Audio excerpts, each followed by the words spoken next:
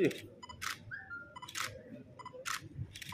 Second ठहरो जी। पीछे घुमा दो। हाँ जी, 2 बुक हो गई। घुमा लो जी, घुमा लो। 2 in 1।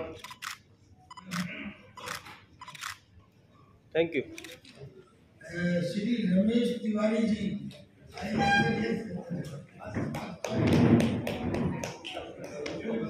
Thank you very much for the nice words, and I don't think I deserve that much.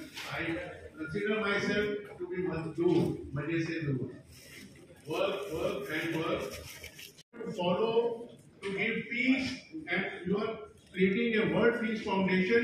I'm very glad. I would like to contribute whatever I can. Thank you very much and welcome. किया गया है, इसका main उद्देश्य क्या है? देखिए, आज का जो कार्यक्रम था उसका मुख्य उद्देश्य तो ये है कि आज हमारी प्रकृति और हमारी संस्कृति, इन दोनों के प्रति हमारी युवा पीढ़ी को जागरूक करने की जरूरत है। आज हम सभी जानते हैं ग्लोबल वार्मिंग की, क्लाइमेट चेंज की, जलवायु परिवर्तन की जो समस्या है, और उसी तरह से संस्कृति के बारे में पहले किसी जमाने में किसी शहर में, गांव में एक आधा सिनेमा हॉल होता था।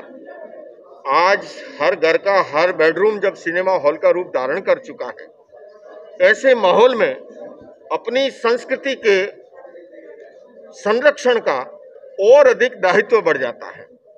और हमारी युवा पीढ़ी जो है, मैं समझता हूँ शरीर में जो स्थान स्पाइनल कॉर्ड का है, जो मेरुदंड का है, जो रीढ़ की हड्डी का है, क्योंकि अगर स्पाइनल कॉर्ड लड़खड़ा जाए तो सारा शरीर लड़खड़ाते देर नहीं लगती है। और स्पाइनल कॉर्ड अगर मजबूत है, क्योंकि देश की सुरक्षा केवल नदियों, पहाड़ों या सीमा रेखाओं से ही नहीं, देशवासियों के चरित्र बल पर निर्भर करती है। और हमारी संस्कृति ने सदैव चरित्र बल को स्थान दिया है। हमारी संस्कृति में कहा गया कि अगर धन गया तो कुछ गया है, स्वास्थ्य गया तो काफी कुछ गया है, लेकिन अगर चरित्र चला गया तो सब कुछ चला गया। आज अपेक्षा है उस प्रकृति और संस्कृति के संरक्षण की, उसके संवर्धन की। ये कार्यक्रम तो एक बहाना था। ठीक है कि मैंने अमेरिका की यात्रा संपन्न की, यात्रा काफी सफल रही। वहाँ पर भारतीय संस्कृति का, भगवान महावीर के अहिंसा का, अनेकांत का संदेश फैलाने का अवसर मिला। लेकिन इस कार्यक्रम के बहाने हमारे यहाँ की युवा पीढ़ी को हम अधिक से अधिक प्रकृति से जोड़ें, संस्कृति के जोड़ें, और उसके संरक्षण और संवर्धन में वो जागरूक बनकर के योगदान दें। ये मुख्य उद्देश्य है। सर, जो माहौल फैल रहा है पूरे देश में, इसके लिए क्या उपाय होंगे? देखिए, मैंने अपने अभी वक्तव्य में भी कहा, मेरा ये मानना है कि सांप्रदायिक कट्टरता और जातिवादी जुनून ये हमारे लोकतंत्र की जड़ों को कमजोर करते हैं। और इसलिए मैं देश के 135 करोड़ लोगों को यह आह्वान करना चाहता हूं कि चाहे कहीं से भी हमारी एकता को, हमारी अखंडता को, हमारे आपसे भाईचारा को अगर चुनौती मिलती है, या उसके लिए कोई अपने स्वार्थ के लिए नापाक इरादों के तहत ऐसा कार्य करता है, उसको हमको सफल नहीं होने देना है। चाहे वो बाहर की विदेशी ताकतें क्यों न हो, चाहे हमारे घर के अंदर के लोग क्यों न हो, क्योंकि हमारी अनेकता में एकता हमारी इस देश की मौलिक विशेषता है। बहुलतावादी संस्कृति हमारे देश की खूबी है। और मैं तो कहता हूं कि हम अपने धर्म का बशर्ते ईमानदारी पूर्वक पालन करें, किंतु दूसरे धर्मों का भी आदर और सम्मान करें। यही हमारी संस्कृति रही है। और एक संत होने के नाते मैं उसी बात पर बल दूंगा कि हमें तोड़ने वाली ताकतों को साथ नहीं देना है। धर्म सदैव जोड़ना सिखाता है, तोड़ना नहीं सिखाता।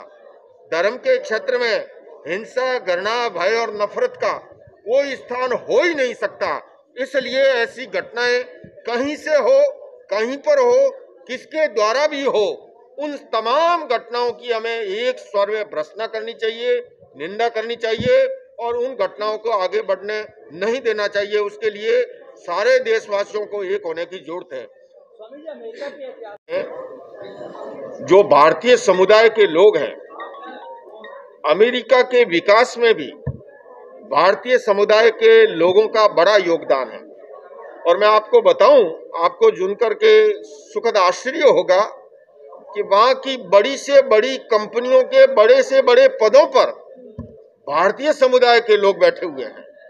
अगर संपूर्ण भारत के लोग एक साथ अगर निर्णय कर ले तो व्यवस्था शायद ठप हो जाए।